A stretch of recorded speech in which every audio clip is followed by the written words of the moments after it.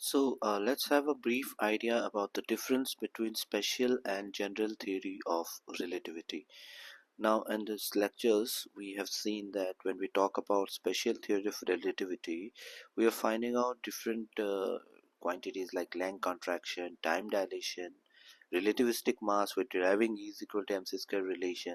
All of these comes under the idea of special theory of relativity, but the general theory of relativity is more or less very important because it also considers acceleration into the picture. So when we actually have talked about special theory of relativity, we have already established the fact that it basically gives you an understanding of something which moves at a very very high speed compared to the speed of light. But when we come to the comparison, the first and foremost point is that both of them were given by Albert Einstein. It had a gap of 10 years, okay, for both the theories. But if we talk about the basic result or basic scientific importance, it gives us an understanding of time, space, and gravity. This helps, okay, both special and general theory of relativity. Now, in special theory of relativity, we have already talked about moving clocks and all, but the fundamental idea is that it basically applies to a inertial frame. So inertial frame means the Newton's law is definitely applicable there, but it is non-accelerating. That means the velocity actually will more or less remain constant. Okay, there is no more change in velocity. So let's say we have got a watch which is actually connected with a train, okay, on the train.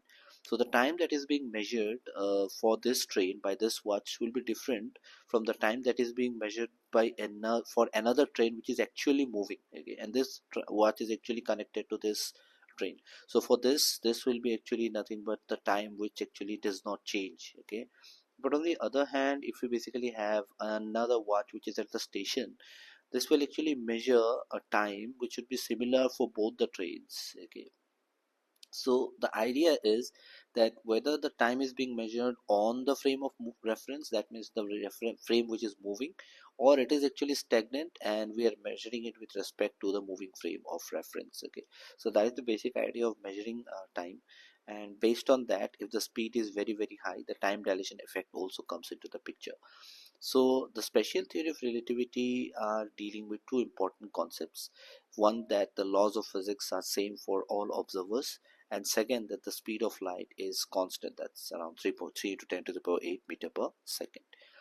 Now, as we've already seen that the special theory of relativity gives you the idea of time dilation, okay, length contraction, and of course E is equal to mc square. And if we're seeing something which is actually moving, or considering something which is moving at a very very high speed compared to the speed of light, okay, it's very close to the speed of light, then we cannot use the Galilean transformation equation. We have to use the Lorentz transformation equation. Lorentz transformation equation basically considers this high speed, okay, and based on that you can find out these relations. So like the mass of a moving object would be heavier if something is moving and we are moving observing it from a stationary point of view. Then we have got the length contraction, okay, which will again be there an effect. Then we've got the time dilation.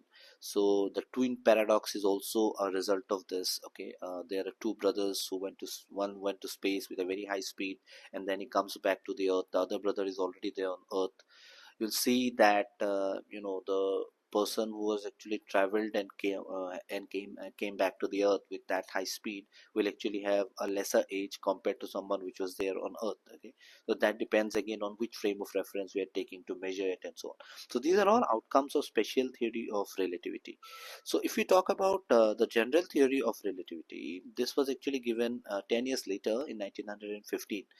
So, special theory of relativity sounds to be more difficult than general, because general is a word which should be more easy. But, in reality, general is something which considers everything. The reality is being considered here, okay?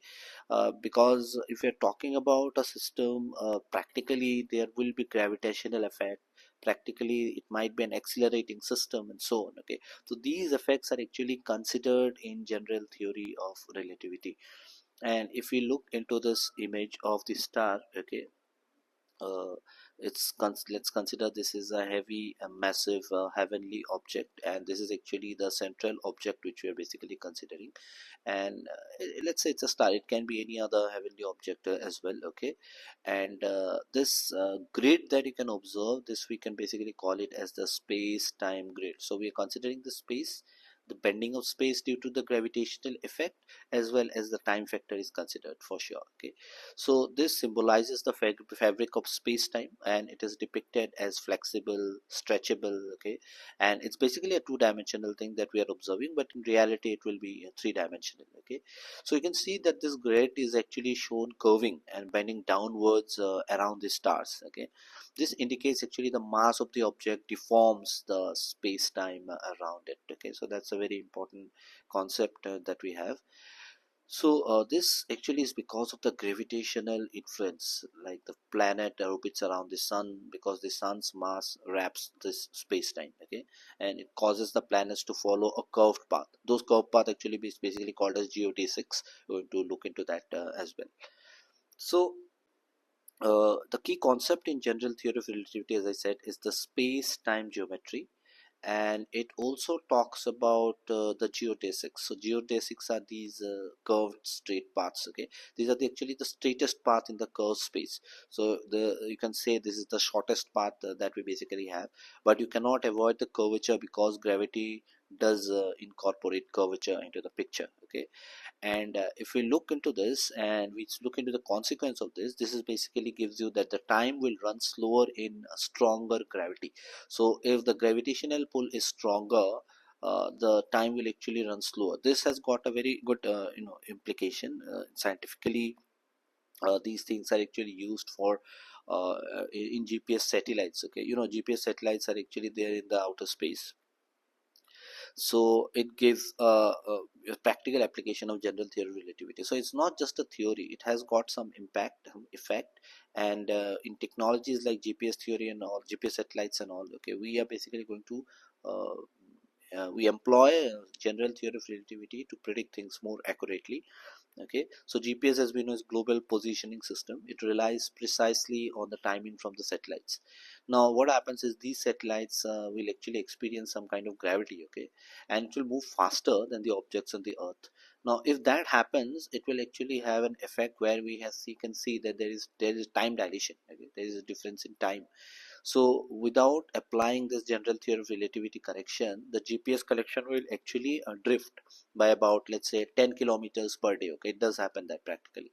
So we have to incorporate these changes, and that is actually because of the general theory of relativity. It's the straightaway application of this. Next we have got something which is the bending of light, okay.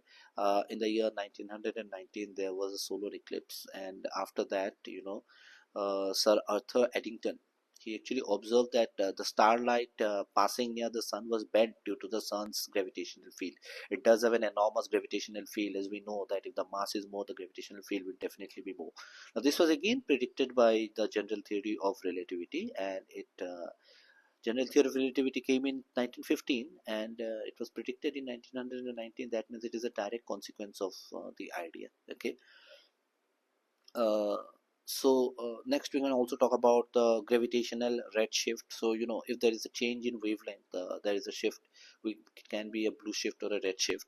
So if we can say that if the wavelength is shifting towards a longer wavelength region, that means it is losing energy.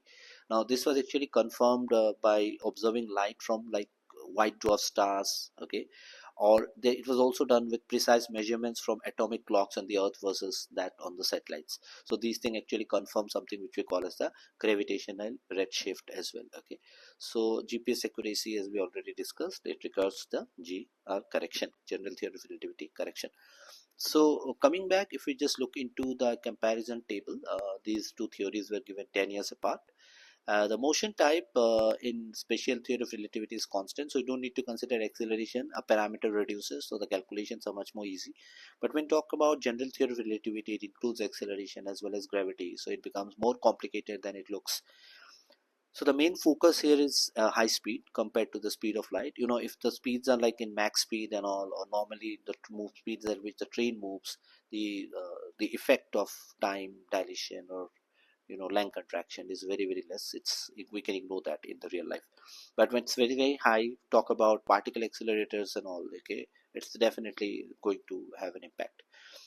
So general theory relativity, we can see that the gravity will be the curvature will have a basically it is an effect, has an effect, and there will be a space-time fabric that we consider.